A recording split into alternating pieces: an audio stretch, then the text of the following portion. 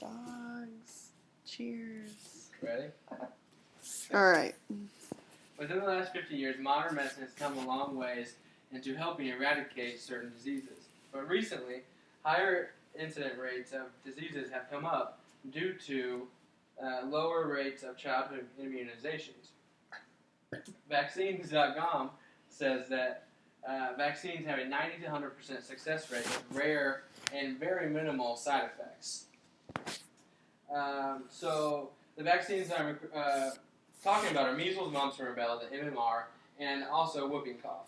But despite some people's opposition, vaccination should be mandatory for all in the United States because it is the government's duty to protect the people, and by requiring vaccines, the government protects the people, all the people, and those who cannot protect themselves. So, what is a vaccine and why is it important? Well, in short, a vaccine is a preventative treatment for viral diseases.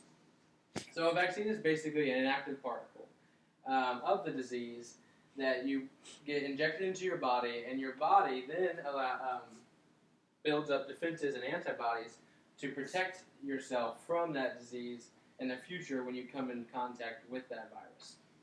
So why is it important? Well, it's important on a personal level because once you have those antibodies and you come in contact with that disease in the future, you won't even know it, but your body will fight it without you knowing it. And on a much broader scale, it is the main reason, and probably one of the only reasons, that leads to the eradication of diseases, in particular MMR diseases. And it keeps people safe who can't get the disease, which we'll go into later. So why the decline? There's been a major decline, especially in certain areas of the United States. And one of those, the main reason is Dr. Andrew Wakefield. He's a doctor in the UK who noticed a spike in autism cases. And he did a study, which was proven false, but it linked autism to MMR vaccine. So even though it's proven false, the ripple effect kind of happened. And that study was talked about on the news, it was talked about online, and magazines, and newspapers, and so on and so on. And people started to think, oh, maybe I shouldn't get my kids vaccinated. So then Jenny McCarthy, who is an American actress, her son got developed autism, and she then latched on to this idea that was proven false, but people didn't really realize it was proven false. They just saw the headline of a story. And so she latched onto that, and then it was in the news more, it was on the web more, and once again the ripple effect happened, and kids were getting less and less vaccinations, and more diseases started popping up. So the reemergence of the disease, and particularly in wealthy LA schools, there's a very high risk because those kids were not getting vaccinated, and the vaccination rates were as low as the South Sudan. But the South Sudan doesn't choose to have those low vaccination rates. One is because they're a very, very poor country, and a lot of their citizens can't afford the vaccinations. And two is because the South Sudan is in a civil war, and it's very hard for their citizens to get to a clinic that gives the MMR vaccinations. So, in particular, like the LA school districts, there's something called a PBE. And a PBE is a personal belief exempt, and basically parents fill it out for their children, and they then turn it into the school, and most of the time they get accepted, and they don't have to get their kids immunizations for them to attend school. So, here's a website from HollywoodReporter.com that just gives a good perspective of what is happening within the greater LA area. So, MMR, for this specific preschool, the MMR vaccination rate is 12%. So only 12% of the kids are vaccinated in that school. So, in turn, the PBE, personal belief exempt, 88% of the kids' parents have turned in personal belief exempt that have been successful. Like, they don't have to get they don't have to get vaccinated. And so that's the highest, but you can see how many schools, it goes on and on and on. And each dot is a school, and it just tells you how high of a risk.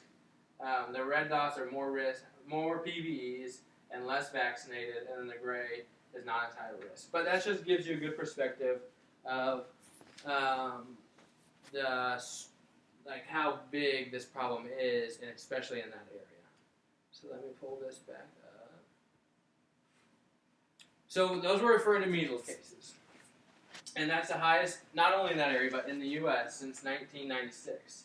So I wrote all these down so you can see them, and I don't forget any. But 24 states reported 118 cases in only 6 months, which is very high. 89% of those that were reported were not vaccinated. So almost 90% of the people that weren't vaccinated in those 118 cases were never vaccinated. 26% of all measles-related deaths are children with compromised immune systems, not allowing them to get vaccinated.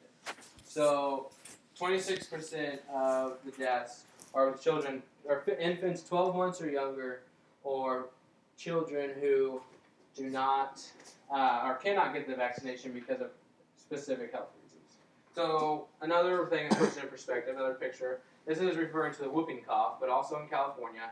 2012 and 13 are pretty normal, pretty average.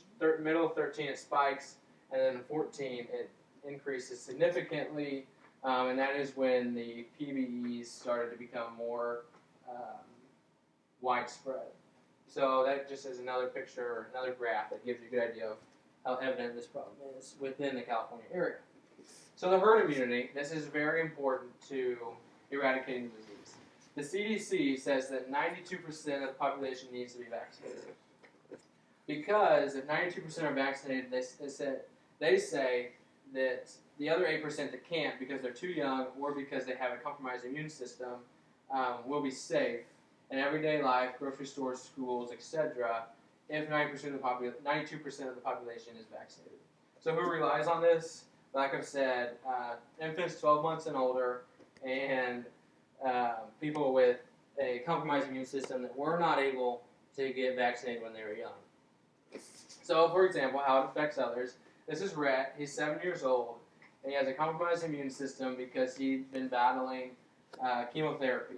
He had chemotherapy treatment for 3 years. He'd been battling cancer. So he finally got over cancer, but before all this happened, he was too young to get the MMR vaccination. But now he can't go to school because he lives in the LA area, and 84%, only 84% of his school is vaccinated. So in turn, 16% are not vaccinated. So it's not safe for him to go to school. So he's doing nothing now, but he's not sick anymore.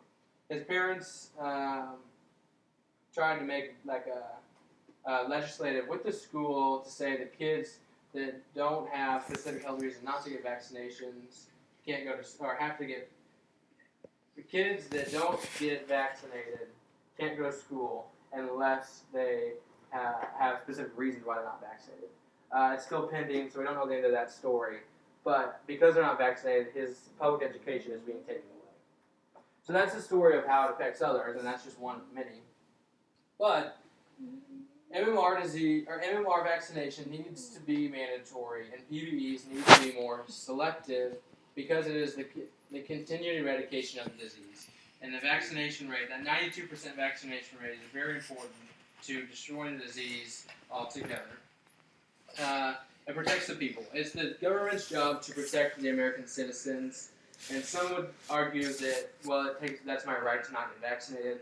But your rights aren't honored your rights aren't honored if it endangers others.